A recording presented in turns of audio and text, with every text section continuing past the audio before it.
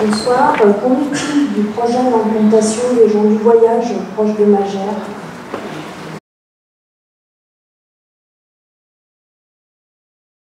Ça me paraît être essentiel si vous parlez d'un aire de jeu sur ce secteur.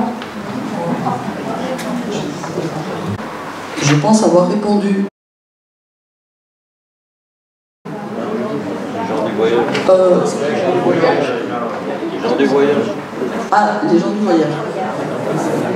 Alors, eh bien... Voyage.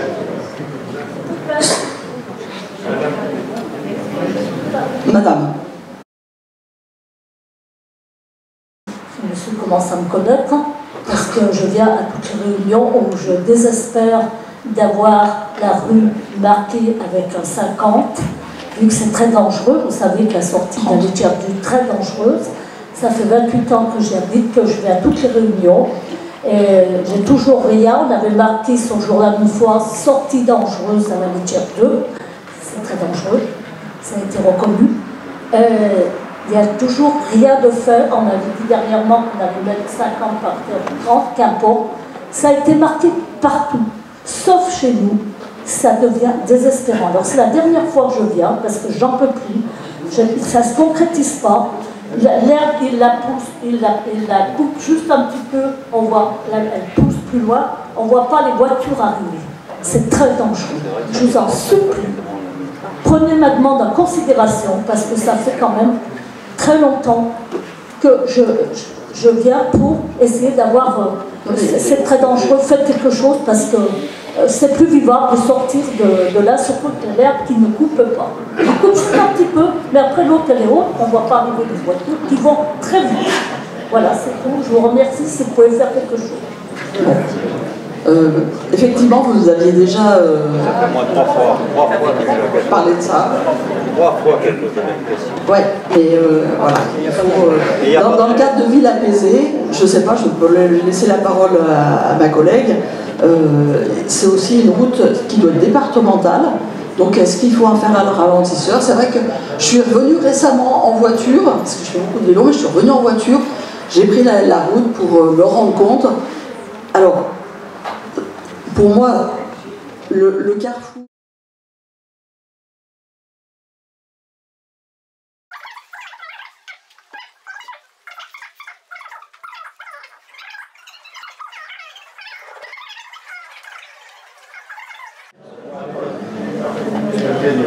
Ah oui, les gens du voyage. Les gens du voyage. Alors, bon, bah je laisse ma collègue... Donc je suis également vice-présidente urbanisme foncier gens du voyage à Grand-Chambéry, donc c'est à ce titre aussi que je vais apporter quelques éléments. Donc comme un certain nombre d'entre vous le savent, à l'évidence, puisque j'étais en train de parcourir les contributions sur le registre dématérialisé, l'enquête publique sur la modification numéro 5 du PLUI se termine demain. Donc aujourd'hui, ce soir au compteur, on est à peu près à 150 contributions sur les registres dématérialisés, plus les registres qui sont dans les communes. Donc il y a un certain nombre de sujets qui appellent pas mal de contributions sur différentes communes, sur différents sujets divers et variés, puisque la modification, elle porte pas sur les 38 communes. Enfin, le territoire comporte 38 communes, mais elle porte quasiment sur plus de 25 communes. Il y a différentes modifications. Donc, il y a, dans le cadre de cette modification, sont proposées l'inscription d'un certain nombre de sites pour des terrains familiaux d'accueil de gens du voyage sédentaires entre 2 et 4 ménages maximum. Nous avons sur Grand-Chambéry un certain nombre de sites actuellement, une vingtaine, ça dépend comment on les compte, bref, qui accueillent une centaine de ménages. Il y a un certain nombre de ces sites, on a essayé d'être clair dans l'exposé de la notice qui traite de cela. Il y a un certain nombre de ces sites sur lesquels il y a des problèmes, parce que le site est en zone rouge de PPRI, donc il risque d'être inondé avec des crues torrentielles, etc. Bon, vous voyez que quand on a des épisodes pluvieux, ça ne plaisante pas et qu'il y a des risques. Voilà, on a cela. du doigt et rien faire pour eux. Et c'est la politique qui est menée depuis 20 ou 30 ans. Qu'est-ce qui se passe en hiver, là, Sandrine? Eh ben, l'hiver, c'est x4 l'inondation et l'eau qui stagne. Ici, dans votre terrain, quoi? Dans mon terrain, comme c'est une zone inondable, il y a l'eau, elle est... Et comment vous faites pour rentrer Eh ben, on vit comme ça, vous les Dis Sandrine, sur le terrain où qu'on vit. Et là-bas, le dévidoir, c'est pareil, quand l'eau est jusqu'en haut, elle se dévide dans l'autre. Et c'est hyper dangereux pour les gosses parce qu'il faut les enfermer quand c'est comme ça. Parce que comme l'eau elle est trop haute, ça pourrait vite emporter un enfant. Imaginez. Il est entraîné directement. Il y a une année, on a eu de l'eau jusque là.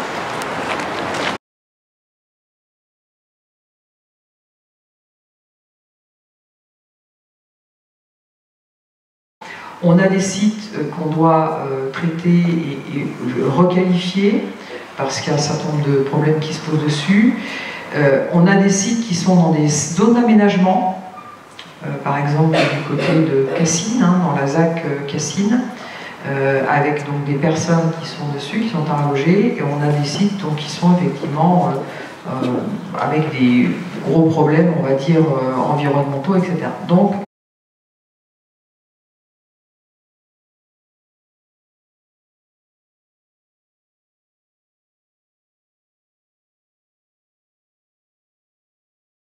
on est en recherche active de sites depuis déjà pas mal de temps, y compris précédemment à l'agglomération. Donc on a identifié un certain nombre de sites, de propositions qui figuraient, il y en a un certain nombre qui figuraient alors, déjà lors de la concertation préalable.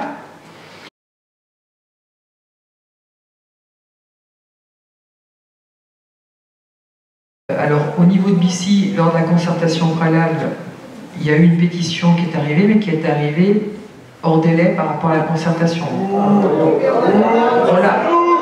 On l'a bien dans...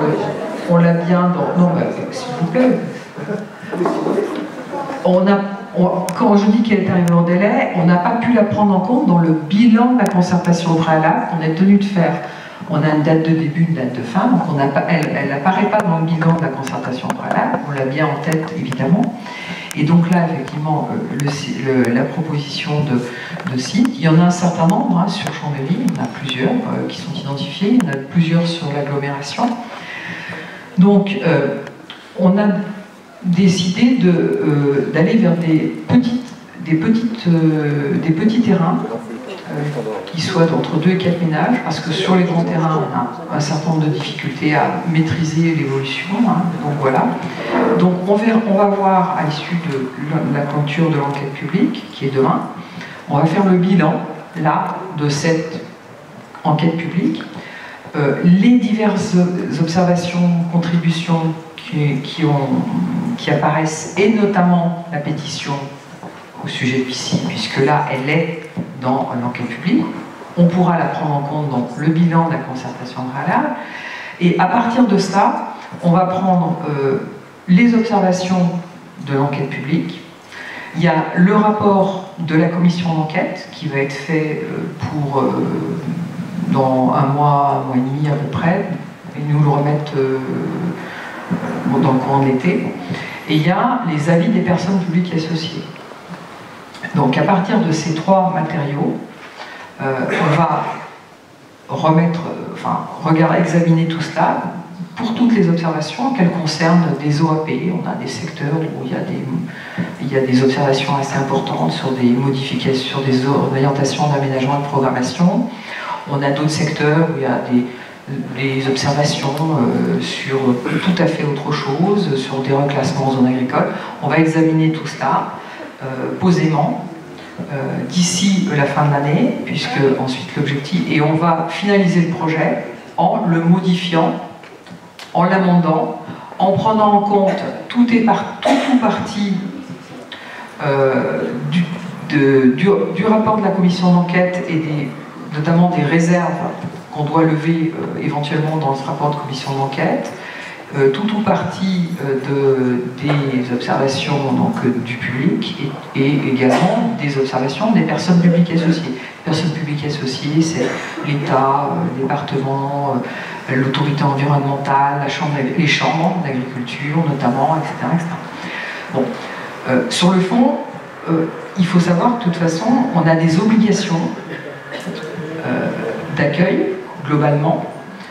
On a des obligations alors, réglementaires, législatives, on a des obligations que je qualifierais de sociales, humaines, d'accueillir et de loger toutes les populations, que ce soit dans du logement locatif social en dur ou dans des terrains d'accueil de gens du voyage, qui sont certes des sédentaires, mais qui ont un mode de vie particulier. C'est une minorité qui est reconnue par l'Union européenne. Et nous devons loger dans des conditions décentes tout le monde. Donc, les communes de plus de 5000 habitants, nous avons des obligations, et donc au niveau de Gronchon-Berry, nous sommes compétents et nous assumons ces obligations. Alors après, ça ne déclenche pas l'enthousiasme des maires, ni des riverains. Alors on essaie toujours de trouver des sites qui soient... il n'y a jamais d'idéal. Hein. Quand on est dans des terres agricoles, on a la Chambre d'agriculture qui nous dit qu'elle n'est pas d'accord qu'on fasse des emprunts, même si c'est 1500 m² sur des terres agricoles exploitées. Quand on a des riverains de zones pavillonnaires à proximité immédiate, évidemment, il y a aussi des observations virulentes. Donc en fait, de toute façon, il y a... Honnêtement, j'ai rarement vu des observations qui disent c'est super, bravo, continuez sur le sujet.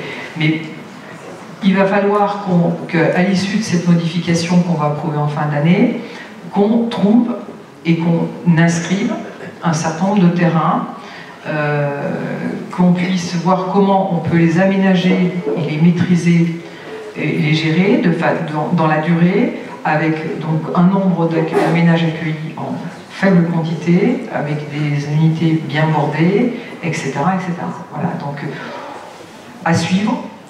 J'étais en train de parcourir la jolie, on en a 150. Il y a un nombre important, effectivement, de contributions d'observation qui sont fondées, enfin, c'est étayé. Alors, il n'y a pas de rapport, enfin, la question est venue par la question d'aire de jeu, il y a des liens avec l'école. Les gens du voyage, pour certains, il y en a un certain nombre qui ont, on va dire, des défauts, hein, comme dans toute la population. On évoquait les incivilités, bon, il y a des incivilités aussi dans cette catégorie-là. Par contre, je m'oppose au lien qu'on peut faire entre la proximité d'une aire de gens du voyage sédentaire avec les risques encourus par rapport à une aire de jeu ou une école. Non, les enfants sont sacrés pour les gens du voyage, et là, ils ont aussi des enfants, et donc là, il n'y a pas de lien à faire. Il peut y avoir d'autres liens à faire, d'autres craintes qu'on entend, que j'entends, qu'on va lire posément, et on va voir ce qu'on fait, et quelle suite on donne ou pas par rapport à cette proposition. Voilà ce que je peux vous dire ce soir.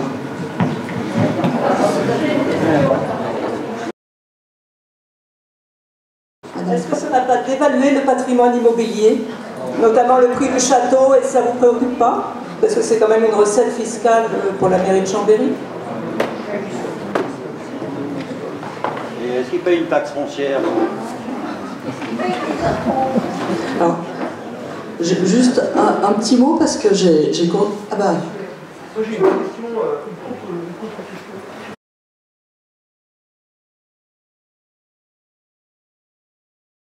On s'attache à une valeur immobilière, ok, on a une valeur immobilière, chacun a acheté sa maison, mais je pense que ce qui est intéressant, c'est aussi l'accueil.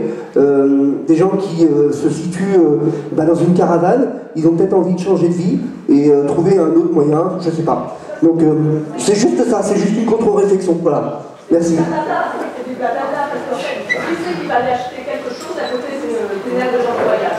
Personne qui va acheter un immobilier pour faire des gens de voyage. Juste, je ne sais pas si, pour la bonne information de tout le monde, j'ai consulté le dossier d'enquête publique à ce sujet-là, Et c'est vrai qu'au moment du bilan de la concertation où la pétition a été lancée, il n'y avait finalement pas de détails sur ce projet-là. Il faut savoir que la zone, elle fait 6000 m², et les gens du voyage, si c'est deux familles, ça pourrait être 700 m². Voilà. Et sur le reste, effectivement, le groupe du conseil de quartier, on a évoqué la question. Effectivement, ça a été dit dans la pétition, dans les contributions. Le dossier s'est quand même un peu amélioré, même si effectivement, je ne rentre pas dans le débat des gens du voyage ou pas, mais on a pris en compte les besoins éventuellement de stationnement supplémentaire en face de la Bisserenne.